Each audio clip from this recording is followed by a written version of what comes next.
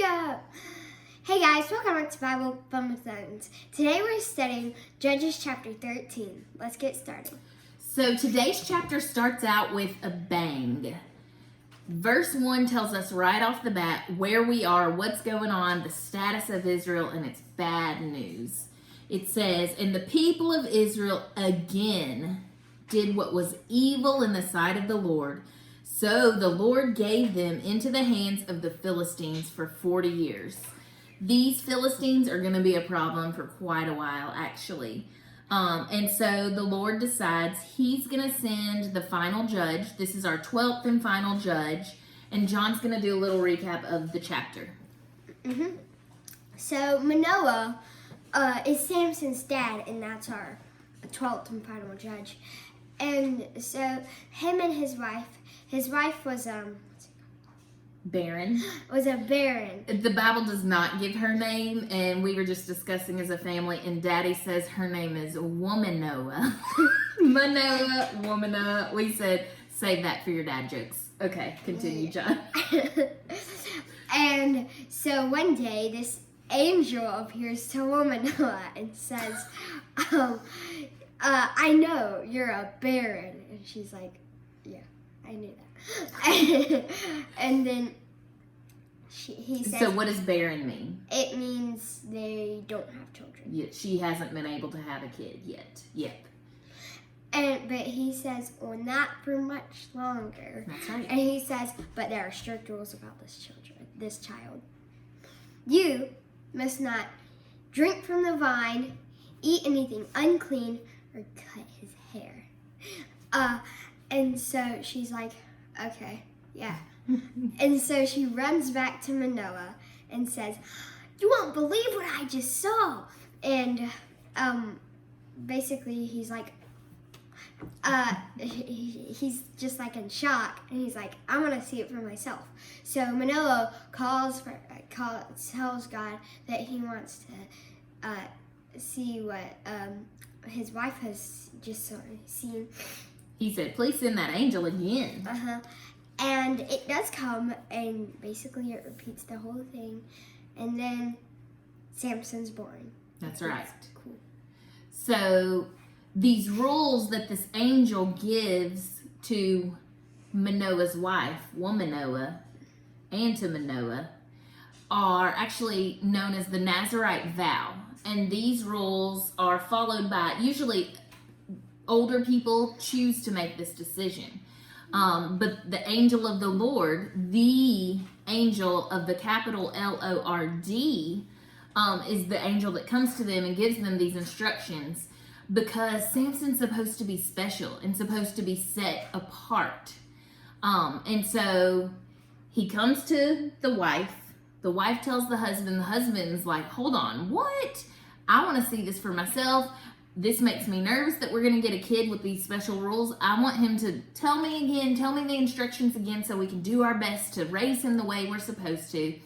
And God sends the angel again, and he tells the same rules, and they are so thankful that God answered their prayer to hear from him again. It was confirmation to them. And they offer to feed the angel some food. And the angel's like, I'm not going to eat any food, but you can prepare a burnt offering and offer it to the Lord. And so that's what they did. They took a goat, and they also took a grain offering, and they offer it on the altar of the Lord. And they placed it there, and a flame shoots from the altar upward toward heaven. And with the flame, with the fire goes who, John? The Lord. The angel of the Lord. That's right. And this is when Manoah and his wife are just in awe. They realize, oh my goodness, we have been in the presence of God. And they fall on their faces and they worship.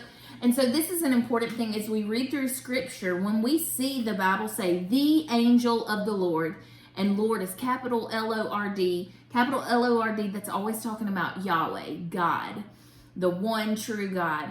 When it mentions the angel of the Lord, this is something called a theophany. This is something called, it's a fancy word to show when God shows up in real life to people, and he appears on earth to them. But usually when it's the angel of the Lord, it's usually God the Son. And so the Manoah and Womanoah realizes they have been in the presence of God, and they fall on their faces and worship. They can't help that's their response. And Manoah even says, I cannot believe that we looked upon God and lived. And Manoah's wife reminds him that God has big plans for their life. Through them, the next judge is going to be born. And so by the end of the chapter, this baby is born, and they name him Samson. And he is our next judge, our final judge. And the Bible tells us God ends this chapter saying that the young man grew, the Lord blessed him, and the Spirit of the Lord began to stir in him. Some mighty, awesome work that he's planning to do through him. This chapter is different from the other chapters that are going to be about Samson. The other chapters are super action-packed. This is pretty action-packed. But the others are more like our Judges chapters, full of violence and craziness. But this chapter isn't jumping from place to place. It's not speeding through the action of Samson's life. It's actually sitting here in this moment. It dwells in this time where God is instructing Samson's parents in everything, the things that are important. God is even repetitive here. When he sends the angel again, the angel says the exact same instructions that he told the wife before. He tells both of them now. And so we know, because of the repetition, we know that these are things that are important to God. He repeats the things that are important to him. In Samson's story, we see God repeat how he wants Samson to be raised and how he wants him to live his life. He said, I want this to happen in the womb, before Samson's even born, while he's in his mama's tummy, all the way until his death. He's supposed to live this way his whole entire earthly life. And he wants him to live like the Nazarites.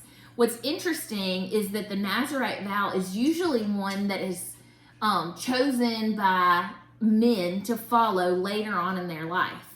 And they live this way to be set apart. They choose to live a life of holiness on a whole other level out of their commitment to God. But not Samson. Samson wasn't quite like that. Samson did not choose this for himself. God chose it for him even before he was born. God had a plan for Samson as he knit him in his mother's womb. God wanted Samson to live his life set apart for all the days that he lived. So he started even before he was born. But the coolest part is that just like God had these big plans for Samson's life, he has big plans for every single one of us as well. Psalm 139 tells us that God has a plan for all of us even before we were born, just like Samson. This chapter makes me think about what God has set me apart for.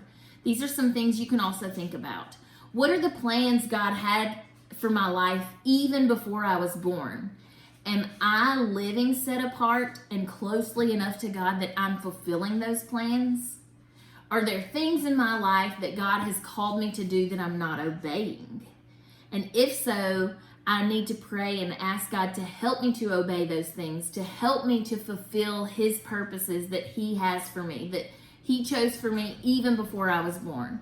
And so, guys, you can all think of those questions and kind of think about your own life also. And just for some fun, check out that Psalm 139 today. It is so good. I went back and read it, and it caused me to worship God. He has a plan for every single one of us, and he knows all the days of our lives before we're even born, and that's amazing to me. I just want to read a couple of verses before we close out. Verses 13 and 14 of Psalm 139 say, "For you formed me in my inward parts. You knitted me together in my mother's womb. I praise you, for I am fearfully and wonderfully made. Wonderful are your works. My soul knows it very well." So, this is about Samson. This is about them. And this is also about us. So what has God prepared for you? What are his plans and his purposes for you that he chose even before you were born? Are you living that way? All right, friends, I'm excited to jump into Samson's wild and crazy story. We're going to keep on going tomorrow. Thanks for joining us. Bye. Bye.